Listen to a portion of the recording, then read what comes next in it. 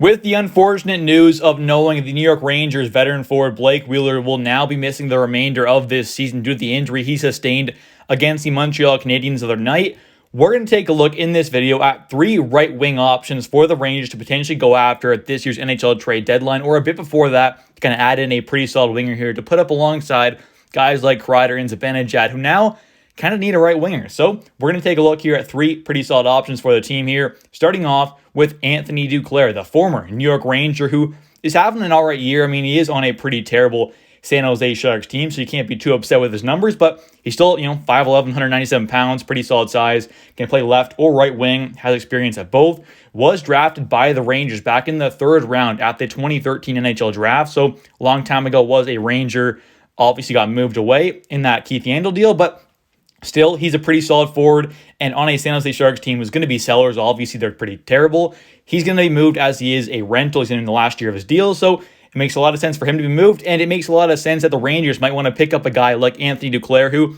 would probably be a cheaper option than the other guys I'll mention in this video, but I still think Anthony would be a pretty solid option for the Rangers. But I do think this team definitely could and should be looking to add more than just a winger. I think, looking to add it in a center potentially as well, or another forward, potentially a D-man as well, could be a pretty smart move. So maybe the Rangers do want to go out there and acquire a guy like Anthony Duclair. He's going to be on the cheaper end of things, especially compared to some other guys, like I said, I'll mention in this video. Maybe they go out there, acquire Anthony Duclair, and then go out there and get a couple of the pieces as well. That is definitely a possibility. So we'll see what happens, but I do think Anthony is still a pretty solid option either way. But taking a look at his numbers here, what he's done so far in 2023-2024, this season with the Sharks, he has 48 games played, 9 goals, 8 assists, 17 points. He's a -13. Not having the best year, but he is on, like I said, a pretty terrible San Jose Sharks team, averaging 15 minutes and 48 seconds a night.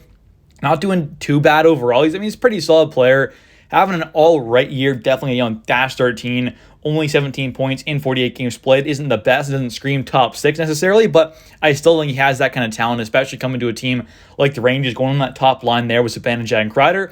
Could definitely kind of shift his overall game and kind of turn things around and get back towards that really good form that he had back in 2021, 2022 with the Panthers there, where he had 58 points in 74 games played. In 2020, 2021, he had 32 points in 43 games played, and then in 1920, he had 40 points in 66 games played. So he has had a few years there where he has been a great player. Last season, only played 20 games, had 9 points, so didn't have the best year overall, but still not too bad in that limited sample size. So he has been a very solid player. This year, having a down year, obviously on a pretty terrible team, but I still think he could be a pretty solid option for the Rangers to add into their top 6 at some point this season, who will be a rental and probably won't be too expensive of an option at this year's NHL trade deadline. And next up here, we have another former New York Ranger in Vladimir Tarasenko, who signed a 1-year, $5 million deal this offseason with the Ottawa Senators, who have not lived up to their expectations, I'm sure. So obviously, as a team, they're more than likely going to be sellers, and it definitely makes a lot of sense on why they've been moving Tarasenko, who signed a 1-year deal. He's a rental.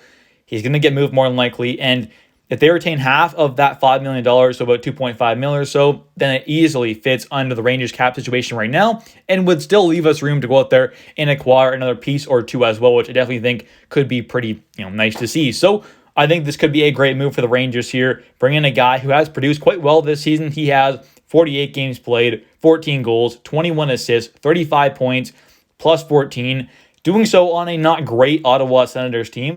And taking a look here at what Vladimir Tarasenko did with the Rangers once he was traded from the Blues last season to the Rangers, he had 31 games played in the regular season, having 8 goals, 13 assists, 21 points, and he did have 7 of those 8 goals at even strength, and did have 9 of those 13 assists at even strength as well. So overall, produced quite well with the Rangers at 5-on-5, which is obviously a need for this team. So I think bringing him in could be a great option. And clearly, he's going to cost more than a guy like Duclair, but I definitely think could be a kind of, definitely better option than a guy like Duclair, obviously, at least offensively. Overall, could definitely have a much better impact on this team.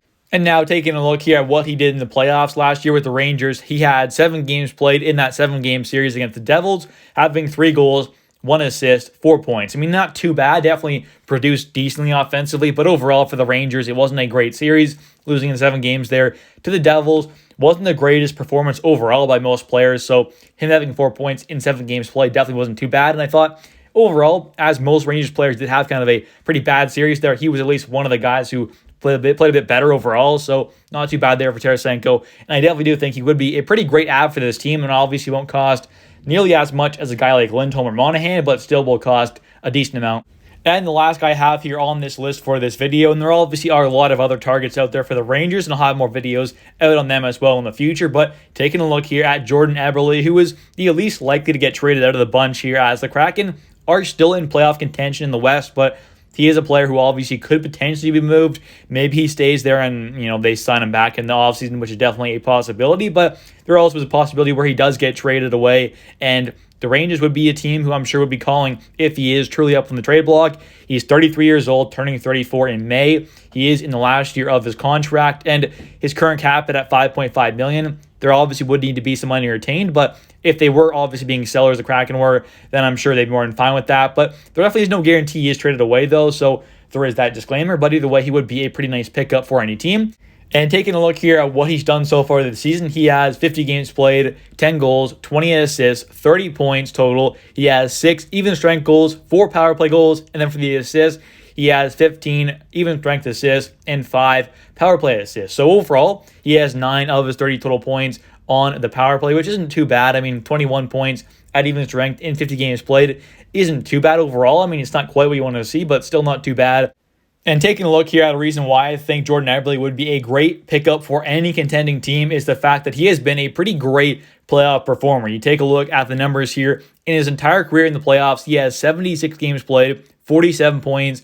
I mean, you take a look at a couple of those runs there with Seattle and the Islanders. I mean, 14 games played there last season and 11 points with the Kraken in their first playoff run. With the Islanders, had 19 games played with 11 points. He had 22 games played, 14 points, 8 games played, 9 points. And with the Islanders and the Kraken, he has had some great playoff runs there and has been a great playoff performer. So that's kind of why I think he would be an amazing pickup for any contending team, because when it's mattered most in the playoffs, he has, for the most part, come to play other than that one kind of playoff run there with the Edmonton Oilers back in 2016-17. He has really been a great playoff performer, which is definitely a very nice thing to see.